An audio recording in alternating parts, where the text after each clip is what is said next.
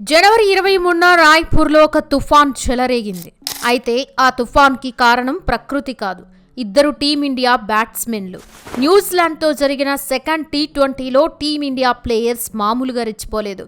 Last match hero Abhishek Sharma first బాల్కి duck out అయినా చాలా కాలం తర్వాత టీ20 ఇంటర్నేషనల్ కి రీఎంట్రీ ఇచ్చిన ఇషాన్ కిషన్ తన బ్యాట్ పవర్ ఏంటో చూపించగా కెప్టెన్ సూర్యకుమార్ యాదవ్ తనని ముద్దుగా పిలుచుకుని స్కైయే లక్ష్యంగా విజృంభిస్తూ ఈ ఇద్దరు న్యూజిలాండ్ బౌలర్స్ పై తమ మాస్ బ్యాటింగ్ తో విరుచుకుపడి టీ20 ఇంటర్నేషనల్స్ తో ఇండియాకి తిరగలేదని మరోసారి ప్రూవ్ చేశారు. అయితే అసలు ఈ మ్యాచ్ ఎలా జరిగింది, మన బౌలర్స్ తో పాటు ఓపెనర్స్ కూడా ఎందుకు విఫలమయ్యారు, ఈ రేంజ్ లో బ్యాటింగ్ చేసిన ఇషాన్ కిషన్ ని బీసీసీఐ ఇంతకాలం ఎందుకు పక్కన పెట్టింది, మ్యాచ్ అయిపోయిన తర్వాత ఇషాన్ కిషన్ గురించి సూర్యకుమార్ యాదవ్ చేసిన ఆ సంచలన కామెంట్స్ ఏంటి, రెండు మ్యాచ్ల్లోనూ ఫెయిల్ అయిన సంజు ప్లేస్ లో ఎవరు రాబోతున్నారు అనే విషయాల్ని ఈ వీడియోలో తెలుసుకుందాం. వీడియోని ఎక్కడ స్కిప్ చేయకుండా ఎండ్ వరకు చూడండి. ఇండియా వర్సెస్ న్యూజిలాండ్ మధ్య జరిగిన రెండో టీ20 మ్యాచ్ లో ఇండియా ఒక సూపర్ విక్టరీ సాధించింది. ఒకసారి ఈ మ్యాచ్ ఎలా జరిగిందో చూసుకుంటే, రాయ్పూర్లో జరిగిన సెకండ్ టీ20 మ్యాచ్లో ఇండియా టాస్ గెలిచి బౌలింగ్ తీసుకోగా న్యూజిలాండ్ ఫస్ట్ బ్యాటింగ్ చేసింది. న్యూజిలాండ్ ఓపెనర్ డెవోన్ కాన్వే 3 4లు 1 6తో 8 బాల్స్లోనే 19 రన్స్ స్కోర్ చేసి బోర్డ్ని ముందుకు తీసుకెళ్తున్న టైంలో హర్షిత్ రాణా అతని వికెట్ తీశాడు. ఇక ఆ తర్వాత నెక్స్ట్ ఓవర్లోని టీమ్ సిఫర్ట్ కూడా 24 రన్స్ దగ్గర తన వికెట్ కోల్పోయాడు.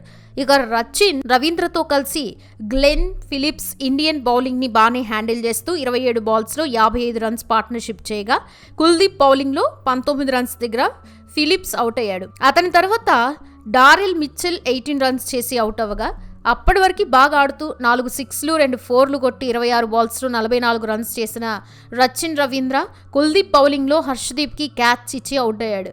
రచిన్ అవుట్ అయిన తర్వాత న్యూజిలాండ్ కెప్టెన్ శాంట్నర్ చాప్ మ్యాన్తో కలిసి 32 రన్స్ పార్ట్నర్షిప్ చేయగా 10 రన్స్ మాత్రమే స్కోర్ చేసి హార్దిక్ పాండ్యా బౌలింగ్లో అవుట్ అయ్యాడు. దాంతో న్యూజిలాండ్ టీం 17 ఓవర్స్లో 161 రన్స్ మాత్రమే చేయగలిగింది. కానీ అప్పుడే న్యూజిలాండ్ కెప్టెన్ శాంట్నర్ ఇండియన్ బౌలర్స్పై తన బ్యాటింగ్తో విరుచుకుపడ్డాడు. ఒక 6 6 4లతో అతను 27 బాల్స్లో 47 రన్స్ చేయగా న్యూజిలాండ్ బౌలర్ ఫౌల్కు కూడా 2 4లు 1 6తో 15 రన్స్ చేశాడు.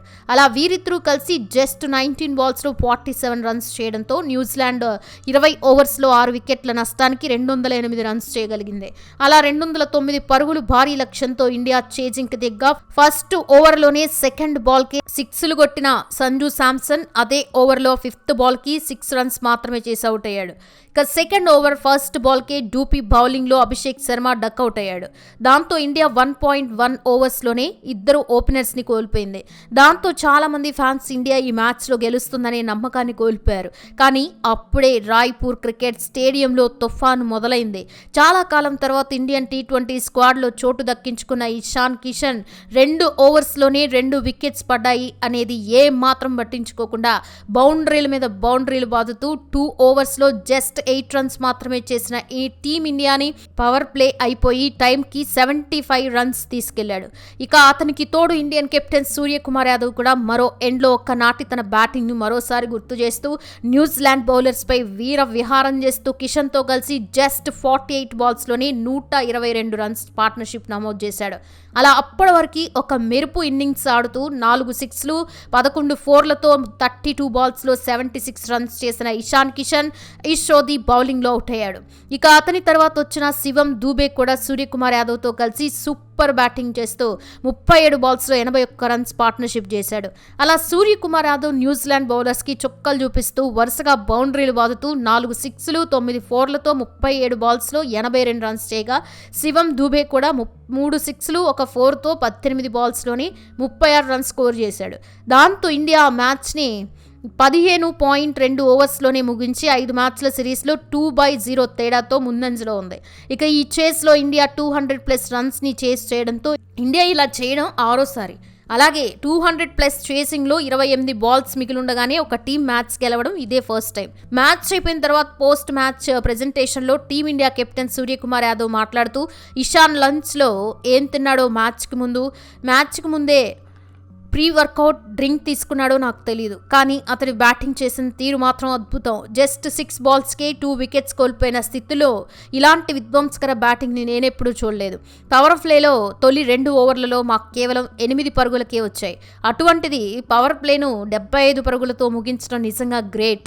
ఆ క్రెడిట్ మొత్తం కిషన్కే దక్కాలి. 200కి పైగా పరుగుల లక్ష్యాన్ని ఛేదించేటప్పుడు బ్యాటరీల నుంచి ఇటువంటి ఇన్నింగ్స్లే మేము ఆశిస్తాం. ప్రతి ఒక్కరూ పూర్తి స్వేచ్ఛగా ఆడుతూ తమని తాము నిరూపించుకోవాలి. ఈ మ్యాచ్లో ఇషాన్ కిషన్ సరిగ్గా అదే చేశాడు. పవర్ ప్లేలో ఇషాన్ స్ట్రైక్ అస్సలు నాకు ఇవ్వలేదు, అందుకు కోపంగా ఉన్నాను. అయితే కిషాన్ దూకుడుగా ఆడడంతో క్రీజ్లో కుదరకపోవడానికి నాకు కొంచెం టైం దొరికినట్టు అయింది. అలాగే చాలా రోజుల తర్వాత ఒక హాఫ్ సెంచరీ చేయడం చాలా సంతోషంగా ఉంది. గత 3 వారాల నుంచి నెట్స్లో ఎక్కువగా గడిపాను. వాటి ఫలితం ఈ మ్యాచ్లో స్పష్టంగా కనిపించింది. ఒకానొక టైంలో న్యూజిలాండ్ 230 పరుగులు చేసేలా కనిపించింది, కానీ కుల్దీప్ యాదవ్, వరుణ్ అద్భుతంగా బౌలింగ్ చేసి ప్రత్యర్థిని కట్టడి చేశారు. దూబే కూడా కీలక ఓవర్ బౌలింగ్ చేశాడు. ప్రస్తుతం డ్రెస్సింగ్ రూమ్ వాతావరణం చాలా బాగుంది. రాబోయే మ్యాచ్లో ఇదే బ్రాండ్ ఆఫ్ కొనసాగిస్తామని సూర్య అన్నాడు. ఇక ఈ మ్యాచ్లో తన సూపర్ బ్యాటింగ్కి గాను Ishan Kishan player of the match అవార్డును అందుకోగా అతను మాట్లాడుతూ, సూర్య అన్నట్లు లంచ్లో పెద్దగా స్పెషల్ ఏం తినలేదు, మామూలుగా భోజనమే తిన్నాను. ఈరోజు నేనేం చేయాలి, ఈ మ్యాచ్ కోసం మానసికంగా ఎలా సిద్ధంగా ఉండాలి అని దాని మీదే నా ధ్యాస అంతా పెట్టాను. కొన్నిసార్లు మనం బ్యాటింగ్ బాగా చేస్తున్నామని మనకే అర్థమవుతుంది. అలాంటప్పుడు కేవలం మనసు ప్రశాంతంగా ఉంచుకొని బాల్ని జాగ్రత్తగా గమనిస్తూ గుడ్ షాట్స్ ఆడాలి. అలాగే అనవసర రిస్కులు తీసుకోకూడదని, క్రాస్ బ్యాటెడ్ షాట్స్ ఆడకూడదని అనుకున్నాం. మరియు పవర్ ప్లేలో వీలైనన్ని ఎక్కువ పరుగులు రాబట్టాలని నేను గట్టిగా నిర్ణయించుకున్నాను. ఎందుకంటే 200కి పైగా స్కోర్ని చేస్తున్నప్పుడు పవర్ ప్లేలో ఖచ్చితంగా మంచి పరుగులు రావాలి. అది మనం ఎలా బ్యాటింగ్ చేస్తున్నామనే దానిపై ఆధారపడి ఉంటుంది. గ్రౌండ్లో నాకు చాలా బాగా అనిపించింది. ఫస్ట్ బాల్ నుండే బ్యాట్కి బాల్ బాగా కనెక్ట్ అవుతోంది. సరైన షాట్స్ ఆడితే జట్టు కోసం నేను మ్యాచ్ గెలిపించగలనని నాకు అనిపించింది. అందుకే ధైర్యంగా ఆడగలిగాను.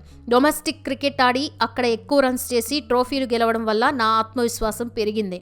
అందుకే టీంలోకి వెళ్ళి మళ్ళీ ఎంట్రీ ఇచ్చిన తర్వాత కూడా నేను ఇన్నింగ్స్ మొత్తం నిలబడి మంచి షాట్స్ ఆడగలనని అనిపించిందని కిషాన్ చెప్పాడు. ఇక న్యూజిలాండ్ కెప్టెన్ మిచెల్ శాంట్నర్ కూడా ఈ మ్యాచ్ గురించి మాట్లాడుతూ, ఇండియాతో ఆడాలంటే 300 కొట్టాలేమో అని నవ్వుతూ, అంత బ్యాటింగ్ బలం ఉన్న జట్టుతో ఇంత మంచి వికెట్ మీద ఆడడం బాగుంది. ఇండియా ఫస్ట్ బాల్ నుంచే దూకుడుగా ఆడుతోంది. వాళ్ళ బ్యాటర్లందరికీ స్వేచ్ఛగా బాదే లైసెన్స్ ఇచ్చినట్టున్నారు. ఇక మా విషయానికి వస్తే ఎక్కడ వీలైతే అక్కడ పరుగులు కట్టడి చేయడం మీదే మా దృష్టి ఉంటుంది. కానీ మరోవైపు మేము కూడా బ్యాటింగ్స్తో ఇంకాస్త ఇంప్రూవ్ చేసుకోవాల్సి ఉంది. ఈ మ్యాచ్లో మేము చాలా ఒత్తిడికి లోనయ్యాం. అలాగే ఈ రోజుల్లో 200 లేదా 210 పరుగులు ఏమాత్రం సరిపోవట్లేదని చెప్పాడు. అలాగే తమ టీం చేంజెస్ గురించి కూడా మాట్లాడుతూ, వరల్డ్ కప్ టైంకి మా ప్లేయర్స్ అందరూ మంచి ఫామ్లో ఉండేలా చూసుకోవాలి, అందుకే టీంలో చేంజెస్ చేస్తున్నాం. అలాగే నేను ఇప్పుడు 7వ ప్లేస్లో బ్యాటింగ్ చేస్తున్నాను కాబట్టి ఖచ్చితంగా కొన్ని పరుగులు చేయాల్సిన బాధ్యత నాపై ఉంది. బ్యాటింగ్ వచ్చినప్పుడు అవకాశాన్ని నేను పూర్తిగా వాడుకోవాలి. రానున్న మ్యాచ్ల్లో మా ప్లాన్ ఆఫ్ యాక్షన్ వేరుగా ఉంటుందని చెప్పాడు.